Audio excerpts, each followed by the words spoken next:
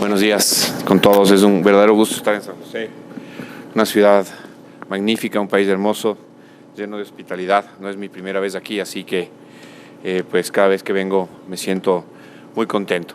Mi ponencia se refiere a un tema en el que vengo trabajando desde hace algunos años, sobre el que he escrito y publicado recientemente. Y quisiera empezar con una anécdota cuando hablamos de las tecnologías disruptivas.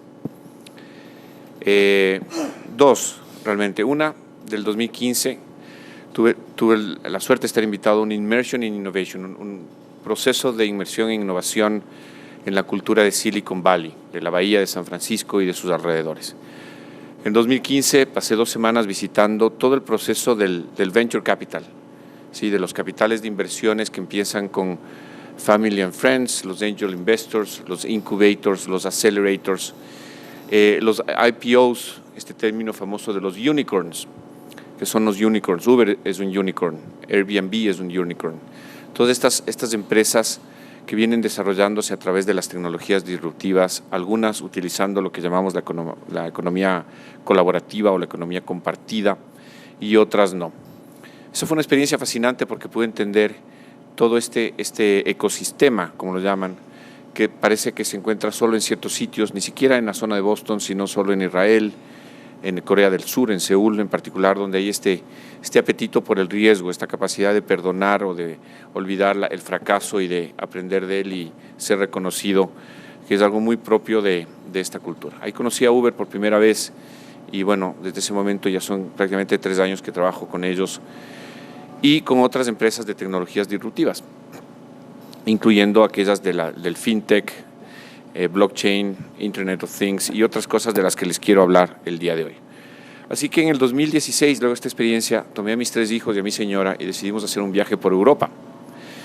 Y decidimos hacerlo en una suerte de estilo mochilero, backpacker, y combinado con aerolíneas de bajo costo, que es la nueva tendencia del transporte, Uber y Airbnb. Así que empezamos en Madrid y terminamos en Londres, visitando 7 capitales de Europa. Y en todos los casos usamos exclusivamente Airbnb. Y la mayor parte de nuestro transporte local, si no era por metro, era con Uber. Así que llegué a Londres, fue nuestro último periplo. Y mi señora, que es muy de la tecnología, había hecho aquellos que han estado en Londres, supongo que la mayoría de ustedes conocerán Hyde Park Corner. Al frente del Hotel Mandarin hay una esquina muy bonita, una tienda de esas de muy alto nivel, donde por supuesto no compramos nada. Y era el número 24 de la esquina de Hyde Park Corner. Nosotros teníamos alquilado o reservado a través de Airbnb. La palabra alquiler es un término difícil de usar, como es difícil usar el término taxi cuando hablamos de Uber, porque realmente no es un taxi. Son plataformas que conectan la oferta y la demanda y están en la nube, ¿no es cierto? Ese es uno de los temas importantes de aquí. Así que usando esta plataforma teníamos un departamento en el segundo piso del número 25 de Hyde Park Corner. El número 24 era la tienda, el número 26 era otra tienda y el número 25 es donde supuestamente estaba el departamento, el que habíamos alquilado por 5 días en la ciudad de Londres. Después de una búsqueda y nuestro conductor de Uber, muy generoso, un polaco además que residía hablaba español porque había vivido en Sevilla, hablaba español con acento andaluz. Nos ayudó, tratamos de encontrar el número 25, llegamos a la conclusión después de 1 hora, con 2 niños pequeños, mi señora y mi hijo de adolescente, que efectivamente el número 25 no existía. O sea, para hacerles la historia corta, simplemente nos habían estafado. Sí. Así que esto, y lo voy a comentar luego con relación al tema del autocontrol, ¿qué sucedió? En ese momento recibimos un correo electrónico de la presunta propietaria del inmueble, que evidentemente no se acercó nunca a entregarnos las llaves, nos dijo que tenía un problema por el tráfico de Londres y que no iba a llegar. Evidentemente habíamos pagado un estimado de $1,200 por 5 días en un sitio Prime en Londres y tratamos de buscar una solución. Evidentemente, temporada alta, inicios de agosto en Londres, no había un solo metro cuadrado disponible ni en hoteles ni en Airbnb. Así que tratamos de acceder al sistema de quejas. Si ustedes han usado Uber, tiene un sistema de quejas muy amigable. Si han usado Celina o alguna otra plataforma similar o incluso Amazon y otras, hay un sistema de autocontrol. Airbnb no lo tiene. Hay una línea solo digital por internet y no hay un sistema de llamadas o un call center. Para resumir, finalmente tuvimos que documentar eso con video y después de 1 año y medio sigo, casi un año y medio, tratando de que me devuelvan los $1,200 que nunca me los devolvieron. Y eso que soy abogado de Airbnb. Y no lo digo como una crítica porque lo he hablado con el General Counsel para América Latina. Eso es una realidad. Falla el autocontrol. Airbnb utiliza una plataforma basada en Holanda, con un servidor que está en Suecia y que no tiene una forma de acceso a la plataforma. No hay una línea y no hay operadores, a diferencia de Uber, que tengan un lugar ahí, en el sitio, en el lugar donde se está produciendo la transacción. El otro problema que hay es que las economías colaborativas, las plataformas que utilizan economía colaborativa, por ejemplo, BlaBlaBla o Uber o estas, lo que buscan es otorgar una seguridad que no se otorga a través de un método tradicional, que es lo que constituye la tecnología disruptiva en sí mismo. Ese es el beneficio, el acceso al nuevo confort. Si hablamos de Christian Christensen, que es el promotor de la teoría de las tecnologías disruptivas. En este caso, no hubo ese autocontrol y no lo hay hasta el día de hoy, dejando evidentemente a la oferta y a la demanda. Y además no hay un control del fraude, que es lo que sucede o sucedió en este caso y hemos podido verificar. Se producen hackers que generan páginas montadas que utilizan los códigos de Airbnb, que no hackean las computadoras, hackean a Airbnb y generan información falsa. La otra cosa es que hay gente que se da de alta en Airbnb y Airbnb no hace la tarea de verificar si ese inmueble existe o no. Y al no existir se produce la estafa. Y son estafas claramente muy rentables. Pero lo más grave es el fenómeno de la insatisfacción. Las tecnologías disruptivas parten del confort, de la satisfacción del usuario. Y la ausencia de satisfacción, evidentemente, puede generar un inconveniente. Y no todas las tecnologías disruptivas van a estar para siempre. Las tecnologías disruptivas evolucionan, como evoluciona el celular. Lo que tenemos nosotros ya no es un celular, es un teléfono inteligente, es otra tecnología disruptiva. Lo mismo podría suceder con ciertas economías colaborativas en la medida en que no satisfagan o mantengan el nivel de satisfacción del usuario. No significa que dejen de serlas. Y bueno, esto nos lleva a otra discusión. Pese a mi infructuosa experiencia, sigo creyendo que la libertad es lo que prevalece y el mercado también. Y también creo que el Estado tiene un rol accesorio, como vamos a comentar. Y eso es histórico, porque la tecnología disruptiva no es algo que existe ahora. La tecnología disruptiva existe desde hace mucho tiempo. El ferrocarril, el motor de vapor, la electricidad, el teléfono, fueron tecnologías disruptivas. Lo que está sucediendo ahora es que las tecnologías disruptivas se producen con mayor velocidad y vamos a ver por qué. Eso se llama la curva del conocimiento. Pero sigo creyendo que el rol del Estado tiene que ser subsidiario, pero además es históricamente subsidiario por la evolución cada vez más acelerada de las tecnologías. Vamos a comentar esto brevemente. Vamos a hablar de las tecnologías disruptivas y el Estado. Y me gustaría empezar con una presentación. Esta es la plaza de San Pedro, ¿no es cierto? Y vamos a volver a esta reflexión. ¿Qué son las tecnologías disruptivas? Son ciertas tecnologías que evidentemente son desarrolladas a través de evoluciones científicas y técnicas que generan un incremento en el confort del ser humano.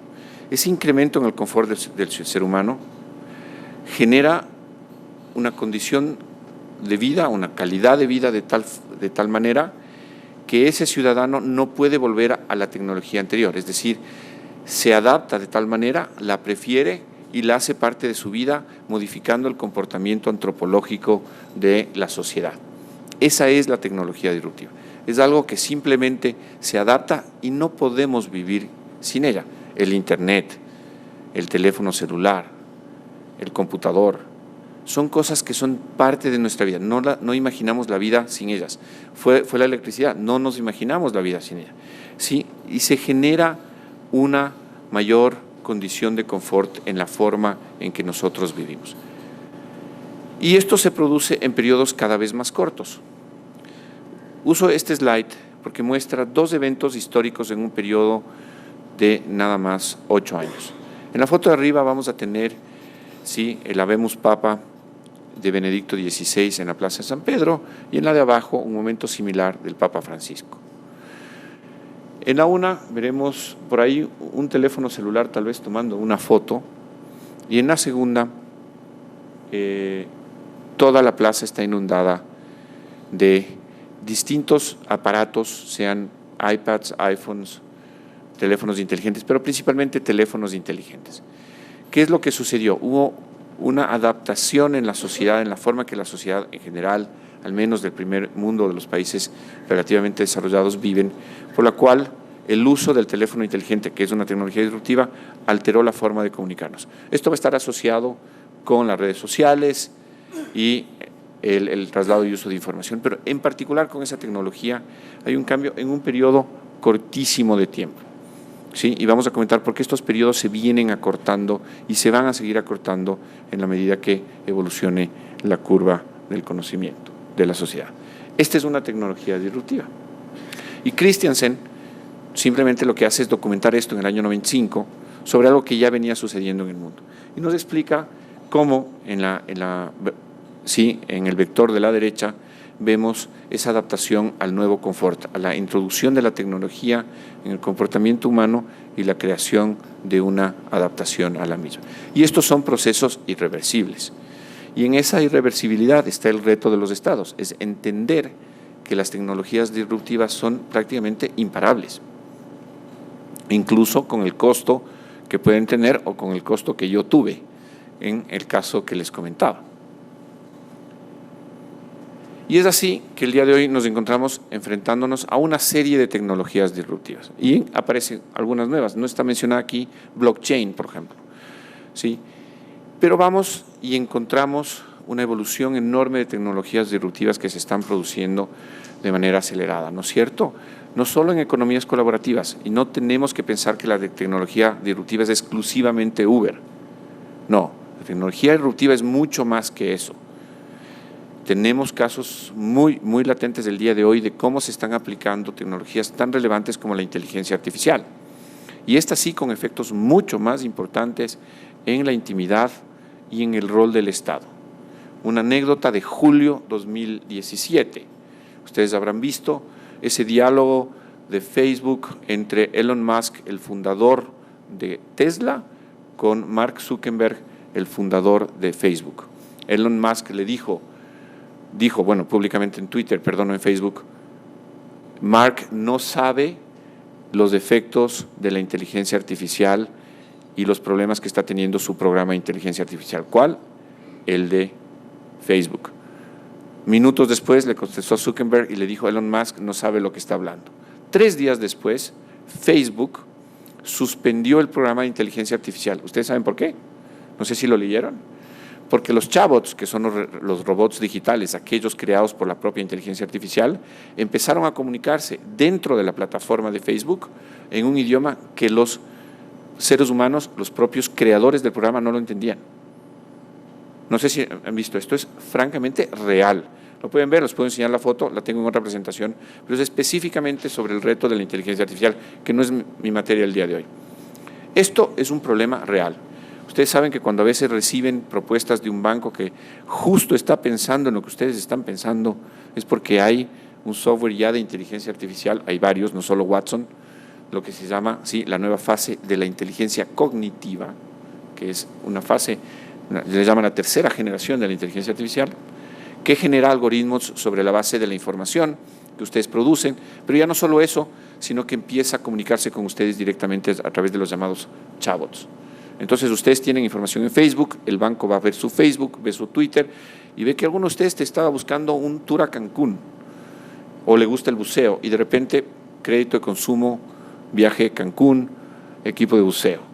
Eso es lo que estamos produciendo, pero no es solo como les digo, economía colaborativa, mucho más de allá, ¿no? Esto combinado con el Big Data, el Internet of Things y otras tecnologías nos llevan a pensar que nos encontramos en un mundo donde estas van a ser gran parte de las cosas que nosotros estamos viendo el día de hoy. La inteligencia artificial, para aquellos que son abogados, está ya en la profesión de los abogados. Y tenemos ya no solo Watson, sino algunos softwares que están proporcionando y algunas firmas mundiales que están analizando y están implementando sistemas de inteligencia artificial, en particular para procesos de due diligence, discovery y similares. Eso es el día de hoy.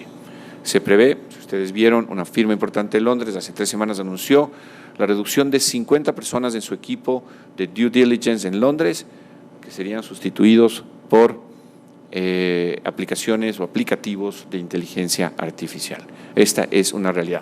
¿Sí? Pero esa inteligencia artificial en esa firma de abogados es la combinación del Big Data, ¿no es cierto?, de este gran repositorio de información a través de sistemas de procesamiento de algoritmos que utilizan el Big Data y lo procesan a través de inteligencia artificial, creando productos que en algún momento van evolucionando a través de esta nueva fase que es no solo el procesamiento, sino el procesamiento cognitivo, ¿sí?, que implica un análisis, un pensamiento. Esta es la nueva tendencia el día de hoy. Y esto es lo que hemos visto, ¿no es cierto? Hablamos más de 20 años, 25 años, el celular 1992, y este es el Big Data Landscape. Toda nuestra información está fuera de nosotros. Nosotros generamos millones de registros de informáticos cada minuto, cada WhatsApp, que además no son nuestros. Nosotros firmamos nuestra adhesión a WhatsApp, firmamos nuestra adhesión a la nube de Apple, a iTunes, etcétera, y reconocemos que la información no es nuestra, la de Facebook no es nuestra. Cedemos nuestra intimidad. Estos son los grandes retos que empezamos a enfrentar el día de hoy con las tecnologías y los grandes retos del Estado. A esos grandes retos yo les veo un serísimo problema regulatorio y social por la sola evolución. El Internet of Things es otra tecnología disruptiva sumamente importante. No sé quiénes o cuántos de ustedes están o se han aficionado a la domótica o al uso de aparatos electrónicos que se comunican con el Internet, que a su vez están conectados a su computador o a una base de datos, ¿no es cierto? Ya vemos a Google, a Amazon, vendiéndonos estos asistentes de nuestras casas que hablan con nosotros, que se conectan con la refrigeradora, con el microondas, que además generan información sobre nuestra propia vida diaria, sobre cómo funcionan nuestras familias, nuestros hogares, y que de alguna forma implican una enorme intromisión de estas grandes corporaciones, de estos grandes buscadores de información y de servicios y aplicativos en la vida cotidiana de las familias. Otro gran reto para los estados y las regulaciones. Aquella imagen del zapatófono de Maxwell Smart claramente está superada por muchísimas tecnologías del día de hoy que nos llevan a pensar. En el caso ecuatoriano y de otros países, tenemos un derecho claro a la tecnología, derecho claro al Internet, pero también tenemos derechos constitucionales y derechos humanos a la intimidad y a la precautelar de los datos de las personas. Grandes debates en Europa, las directivas europeas sobre protección de información y las regulaciones en Europa mucho más protectivas que en Estados Unidos, están generando importantes reflexiones sobre el manejo de esta información que, como les digo, va mucho más allá de las redes sociales. Y evidentemente tiene un permanente conflicto con el derecho privado.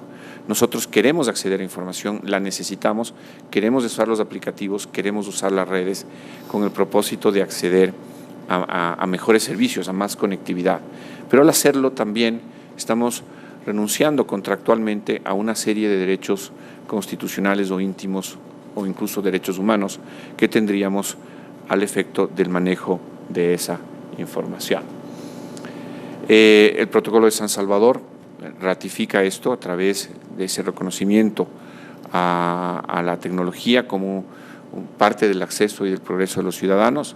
Costa Rica y otros países son parte de esto, y la Corte Interamericana de Derechos Humanos, también con sede en San José, ha expedido ya al menos una decisión con relación al derecho y el acceso a la tecnología. Todo esto un poco para ir ubicándonos en un plano jurídico versus ese plano tecnológico que nos encontramos. Y todo esto pues nos lleva y nos presenta ciertas reflexiones. Esas reflexiones son importantes. ¿Cuál es el rol del Estado?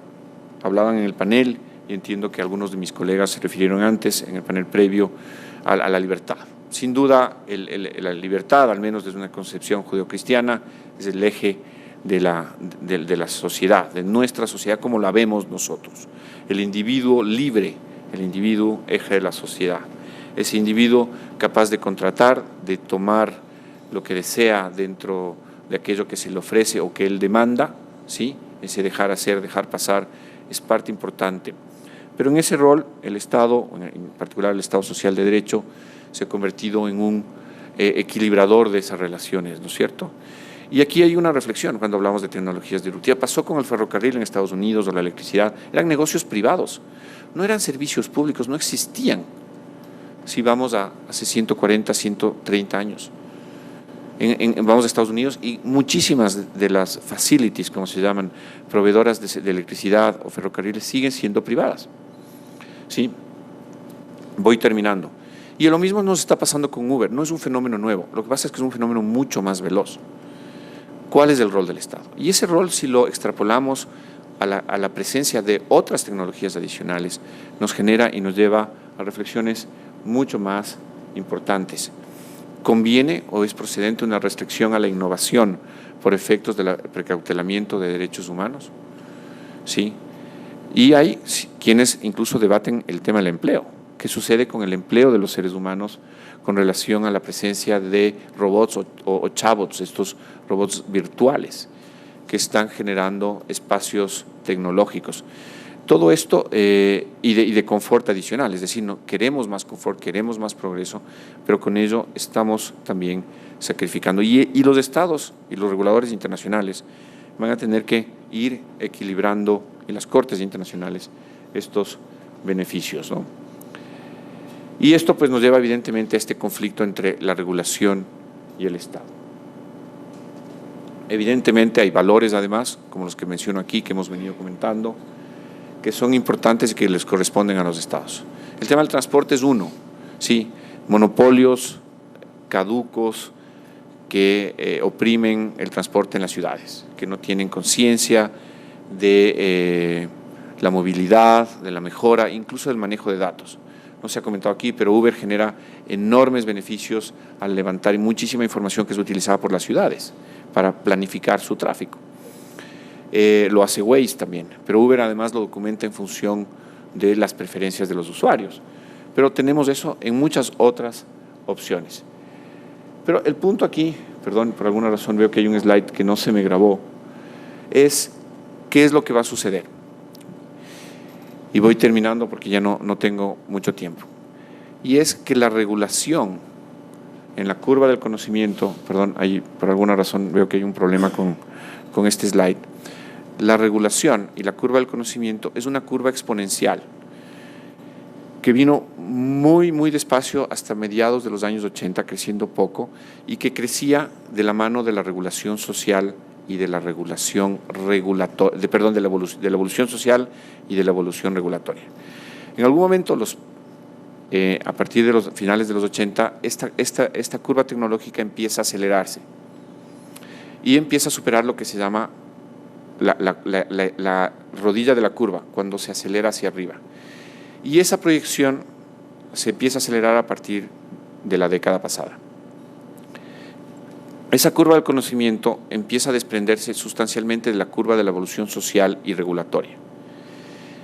Y los antropólogos actuales sostienen, y esto está documentado, y qué pena que no puedo enseñarles el slide, pero con gusto les puedo hacer llegar a través de la organización, que el día de hoy nosotros ya estamos en la parte alta de la curva y el aceleramiento de las tecnologías disruptivas es un hecho inevitable. Pero la regulación social, la evolución social y la evolución más que nada regulatoria siempre van atrás. Y el gran problema, y tal vez empatando con lo que decía nuestro buen amigo Luis Ortiz, es cómo vamos a empatar esto con la autorregulación. Porque yo no lo veo como una necesidad exclusivamente de libertad, yo lo veo como un hecho inevitable. porque las tecnologías van a seguir produciéndose y los reguladores simplemente no pueden ir al paso de las tecnologías.